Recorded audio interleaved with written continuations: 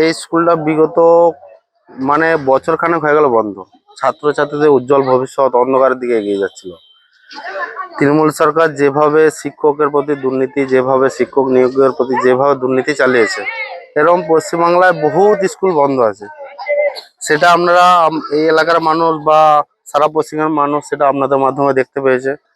সেই উজ্জ্বল যে ছাত্রদের ভবিষ্যৎ যে অন্ধকারে চলে যাচ্ছে, আমরা আমাদের মন্ত্রী সাহেবের প্রচেষ্টায় এবং বিডিও সাহেবের প্রচেষ্টায়, গ্রামবাসীর অক্লান্ত পরিশ্রমে আমরা কোনো রকম এই স্কুলটাকে চালু করতে পেরেছি। পাত্রসাহেব ব্লকের পরাশিয়া গ্রামে কোনো স্কুল নেই। সব থেকে নিকটবর্তী স্কুল, সেও প্রায় 3 কিলোমিটার দূরে।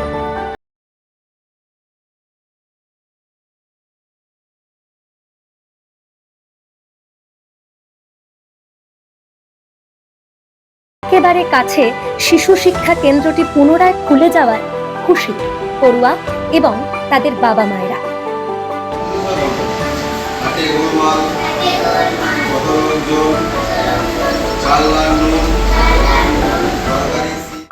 আজকে নতুন স্কুল খুললো, আমরা খুব খুশি। তাই অন্য দূরে স্কুল যেতে হতো, এখন কাছে স্কুল হচ্ছে আমাদের। এটা আমরা দারুণ খুশি।